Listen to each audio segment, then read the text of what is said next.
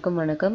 இன்னைக்கு நம்ம பார்க்க போற தலைப்பு வந்து பார்த்தீங்கன்னா, எக்ஸல் பேஜை எப்படி சேவ் பண்றது? எப்படி பிரிண்ட் எடுக்கிறது? இதுதான் உங்களுக்கு சொல்லி தர போறேன். இது 2மே ரொம்ப முக்கியமானது. ஏன்னா, வேர்ட் மாரி இல்லாம எக்ஸல் வந்து பார்த்தீங்கன்னா, எல்லாமே நெறைய கட்டங்கள் இருக்கும். நெறைய பேஜஸ் இருக்கும். நீங்க தவறுதலா ஒரு பிரிண்ட் குடுத்துட்டாலும், அந்த பிரிண்ட் வந்து நிக்காம வந்துகிட்டே இருக்கும். அத அழிக்கிற வரைக்கும் உங்களுக்கு பிரிண்ட்ஸ் வரும். சரிங்களா? சரி, இது எப்படி எடுக்கிறதுன்னு பார்க்கலாம். உங்களோட கொஞ்சம் புரிதலுக்காக பேஜை கொஞ்சம் சின்னது பண்ணியிருக்கேன். இந்த ஒவ்வொரு கட்டங்களும் உங்களுக்கு தெரியுதுங்களா? கருப்பு லைன் ஒன்று ஒவ்வொரு இடத்துலையும் இருக்குது. இது வந்து ஒரு A4 ஷீட்டோட சைஸு.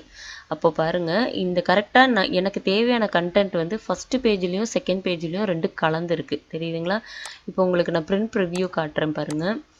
பிரிண்ட் ப்ரிவ்யூவில் வந்து பார்த்தீங்கன்னா ஃபஸ்ட்டு லைன் மட்டும்தான் இந்த இடத்துல இருக்குது. இப்போ 2வது பேஜில் பாருங்கள், இது வருது. அப்போ நான் என்னென்னா, நான் தப்பு பண்ணியிருக்கேன். இந்த எல்லா கண்டென்ட்டும் இந்த பேஜுக்குள்ளே வரணும், இல்லைனா எல்லா கண்டென்ட்டும் இந்த பேஜுக்குள்ளே வரணும். அப்படி தானே நம்ம வைக்கணும். இப்போ நான் வந்து உங்களுக்கு என்ன பண்ண போகிறேன்னா, இந்த கண்டென்ட் அப்படியே இந்த பேஜுக்குள்ளே வர மாதிரி நான் அலைன் பண்ண போகிறேன். நான் என்ன பண்ண போகிறேன்னா, ஃபஸ்ட்டு இந்த 3 லைன்ஸை எடுக்க போகிறேன். டெலீட் பண்ணிட்டேன்னா எனக்கு கொஞ்சம் இந்த கண்டென்ட் உள்ளே வந்துருச்சு. இப்போ நீங்கள் போய் பிரிண்ட் ரிவ்யூவில் பார்த்தீங்கன்னா எனக்கு கரெக்டாக இருக்குது. நான் இந்த இடத்துல கொஞ்சம் பார்டர் போட வேண்டியதாக இருக்குது. இந்த அமௌண்ட்டை நான் எடுத்துடுறேன். இதில் வந்து பார்த்தீங்கன்னா, இதில் கொஞ்சம் பார்டர் போடணும். இதில் வந்து சீரியல் நம்பர்னு அடிச்சுக்கலாம். இதில் வந்து மார்க்ஸு. சரிங்களா? ஸோ இதுக்கும் ஒரு பார்டர் போட்டுடலாம். இப்போ பார்த்தீங்கன்னா, இது வந்து கரெக்டாக ஒரு சிங்கிள் பேஜுக்குள்ளே உங்களுக்கு அடங்கும். ஒரு வேளை இப்போ ஒரு உதாரணத்துக்கு தான் நான் உங்களுக்கு காட்டுறேன்.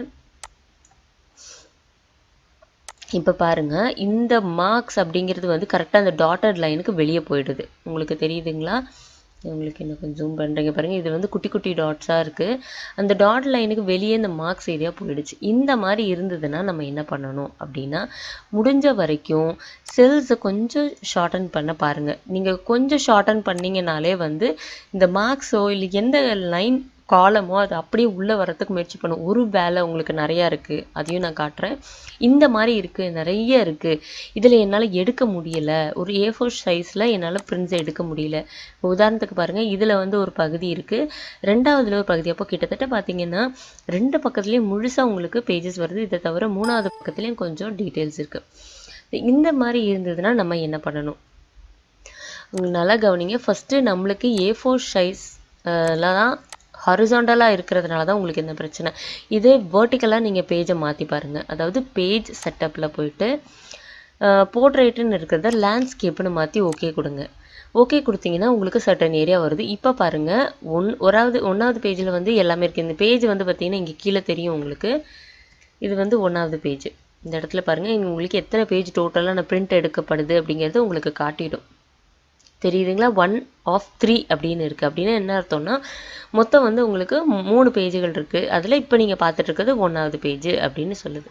சரி, இப்போ 2வது பக்கத்தை பாருங்கள். கொஞ்சோண்டு கண்டென்ட் தான் இருக்குது. இது எப்படினாலும் நம்ம அதுக்குள்ளே கொண்டு வர வச்சிடலாம்.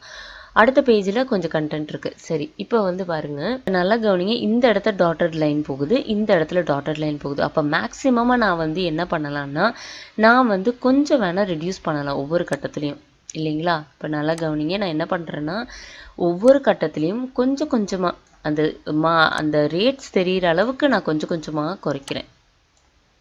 ஏன்னா அப்போ வந்து அந்த மார்க்ஸ் வந்து கொஞ்சம் கொஞ்சமாக உள்ளே வர முயற்சி பண்ணும். ஏன்னா ரேட்ஸ் வந்து பார்த்திங்க அப்படின்னா அந்த ஜீரோஸ் கட் ஆகிடக்கூடாது. நம்மளுக்கு அது விசிபிளாக இருக்கணும். அப்படி இருந்தால் உங்களுக்கு வந்து அந்த பேஜை நம்ம பிரிண்ட் எடுத்துடலாம். இப்போ பாருங்கள், இந்த இடத்துல ஒரு 2 லைன்ஸ் மட்டும் உங்களுக்கு சிம்பிள் தெரியல பாருங்கள். தெரியுதுங்களா? ஒரு டாட்டடில் சிம்பிள் போட்டு வருது. அப்படின்னா என்ன அர்த்தம்னா, நம்பர்ஸ் வந்து மறைஞ்சு கிடக்குது அப்படின்னு அர்த்தம். பிரிண்ட்டில் உங்களுக்கு சரியாக வராது அப்படின்னு. அப்போ லைட்டாக நம்ம மூவ் பண்ணிக்கிறோம். இது ஏன் வந்து உங்களுக்கு நான் இப்படி மூவ் பண்ணி காட்டுறேன்னா, கண்டிப்பாக வந்து ஷீட்ஸ் வந்து பார்த்தீங்கன்னா உங்களுக்கு இந்த மாதிரி எஃபெக்டில் தான் உங்களுக்கு வரும். சின்ன ஷீட்ஸாக இருந்தால் நம்மளுக்கு பிரச்சனையே இல்லை. ஆனால் பெரிய ஷீட்ஸாக இருக்கிறப்போ நம்ம இந்த மாதிரி கொஞ்சம் ரெடியூஸ் பண்ணி தான் கொண்டு போக வேண்டியதாக இருக்கும். அதுக்காக தான் நான் உங்களுக்கு இவ்வளோ மைன்யூட்டாக காட்டுறேன். சரி, இது எடுத்தாச்சு. இப்போ பாருங்கள், ஒரே ஒரு லைன் மட்டும்தான் எனக்கு வெளியே இருக்குது. அந்த டாட்டட் லைன் இங்கே தெரியுதுங்கன்னா டாட்டட் லைனுக்கு வெளியே இருக்குது. ஸோ நான் வந்து முடிஞ்ச வரைக்கும் இந்த ஃப்ரண்ட் ஏரியாவில் நான் கொஞ்சம் இது பண்ணி பார்க்குறேன். சரி, இதுக்கு மேலே என்னால் குறைக்க முடியல. ஏன்னா எனக்கு இதுக்கு மேலே வந்து குறைச்சா அந்த ரேட்ஸ் அடி வாங்கும். நான் உடனே என்ன பண்ணுறேன், பிரிண்ட் ப்ரிவ்யூக்கு போகிறேன். இப்போ என்னால் கொஞ்சம் பேஜஸை கட் பண்ண முடியும். எப்படின்னா ஷோ மார்ஜின்ஸ் அப்படின்னு ஒரு இடம் உண்டு. மார்ஜின்ஸை காட்டும். இப்போ நான் என்ன பண்ணுறேன்னா இந்த மார்ஜின் ஏரியாவை குறைக்கிறேன்.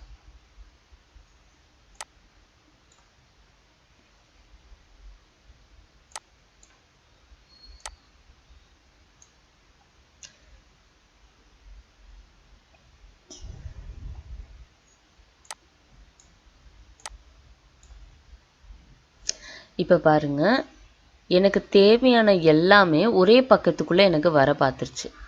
தெரியுதுங்களா? இப்போ பாருங்கள், இதில் டோட்டலுங்கிற ஒரு ஏரியா மட்டும்தான் செகண்ட் பேஜுக்குள்ளே போகுது. ஸோ இந்த இடத்துல நான் ஒரு லைனை கட் பண்ணிட்டா அந்த டோட்டலும் உள்ளே போயிடும்.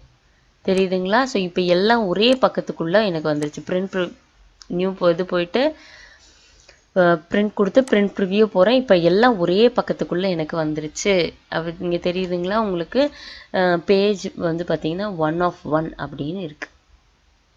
தெரியுதுங்களா? 1 of 1 அப்படின்னு ஒரு பேஜ் தான் இருக்குது. இப்போ நம்ம ஈஸியாக பிரிண்ட் எடுத்துடலாம். இப்போ புரியுதுங்களா இது எப்படி பிரிண்ட் எடுக்கிறோங்கிறது? ஸோ நிறைய டெக்ஸ்ட் இருந்தாலும் ஒருவேளை இதுக்குள்ளே கட்டுப்படி ஆகலை, இன்னும் நிறைய இருக்குது, காலம் இருக்குது, அதை கரெக்டாக ஸ்ப்ளிட்டு கொடுத்து எடுங்க. ஸ்ப்ளிட்டு கொடுத்து எடுக்கிறப்போ உங்களுக்கு இன்னும் ஈஸியாக இருக்கும். சரிங்களா? ஸ்ப்ளிட்டுங்கிறது உங்களுக்கு நான் ஏற்கனவே நடத்தியிருப்பேன். இப்போ ஒருவேளை புரியலைன்னா கீழே உங்களுக்கு நீங்கள் கமெண்ட் செக்ஷனில் போடுங்க, நான் உங்களுக்கு அதை டீட்டெயில்டாக போடுறேன். சரி, இப்போ இதுதான் வந்து உங்களுக்கு பிரிண்ட் எடுக்கிறது. இது அப்படியே சேவ் பண்ணுறதுனா கூட நீங்கள் அப்படியே சேவ் பண்ணிக்கலாம். இதில் ஒன்றும் உங்களுக்கு பிரச்சனைகள் இல்லை. ஏன்னா நீங்கள் வேர்ட் டாக்குமெண்ட் உங்களுக்கு சேவ் பண்ண சொல்லி கொடுத்துருப்பேன். அதே மாதிரி தான் இந்த ஆஃபீஸ் பட்டன் போடுறீங்க, சேவ் கொடுக்க போகிறீங்க, இல்லை சேவ் ஆஸோ ரெண்டோ எது வேணால் கொடுக்கலாம். இப்போ சேவ் ஆஸ் கொடுத்தீங்கன்னா அந்த வேர்ட் டாக்குமெண்ட்டுக்கு ஒரு தலைப்பு வரும். சரிங்களா? சேவ் கொடுத்தீங்கன்னா எந்த ஏரியாவில் பாத்தில், அதாவது எந்த ஃபோல்டரில் நம்ம அந்த ஃபைலை வைக்கணும் அப்படிங்கிறது கொடுக்கும். ஏன்னா இந்த ஃபைலுக்கு ஆல்ரெடி பட்ஜெட்டுங்கிற பேர் இருக்கிறதுனால நான் வந்து வெறும் சேவ் மட்டும் கொடுக்க போகிறேன். இப்போ வந்து எக்ஸல் ஆல்மோஸ்ட் நம்ம கம்ப்ளீட் பண்ணியாச்சு. நம்ம நாளையிலேருந்து பவர் பாயிண்ட் பார்க்க போகிறோம். பவர் பாயிண்ட் வந்து ரொம்ப பியூட்டிஃபுல்லான ஒரு சாஃப்ட்வேர் தான் சொல்லணும். எனக்கு ரொம்ப பிடிச்ச, பர்சனலாக வந்து எனக்கு பவர் பாயிண்ட்டு தான் ரொம்ப பிடிச்சது. அதனால அதில் நிறைய ட்ரிக்ஸ் உங்களுக்கு நான் சொல்லித்தரலான்னு நினைக்கிறேன். நிறைய யூடியூபர்ஸ் கூட பவர் பாயிண்டில் தான் பண்ணிகிட்ருக்காங்க, அவங்களோட தம்ப்நெயில்ஸ்லேருந்து எல்லாம். ஸோ மேற்கொண்டு கொஞ்சம் அதிகமாக அந்த பவர் பாயிண்டில் நான் உங்களுக்கு சொல்லித்தர போகிறேன். ஏன்னா அது வந்து இன்னும் உங்களோட டெக்னிக்கல் ஏரியாவை இன்னும் கொஞ்சம் பிரைட்டன் பண்ணும். அதனால் கண்டிப்பாக வந்து அடுத்த ப்ரோக்ராம்லேருந்து மிஸ் பண்ணாமல் பாருங்கள். ஏன்னா அடுத்து ஃபுல்லாகவே வரப்போகுது MS பவர் பாயிண்ட். நன்றி.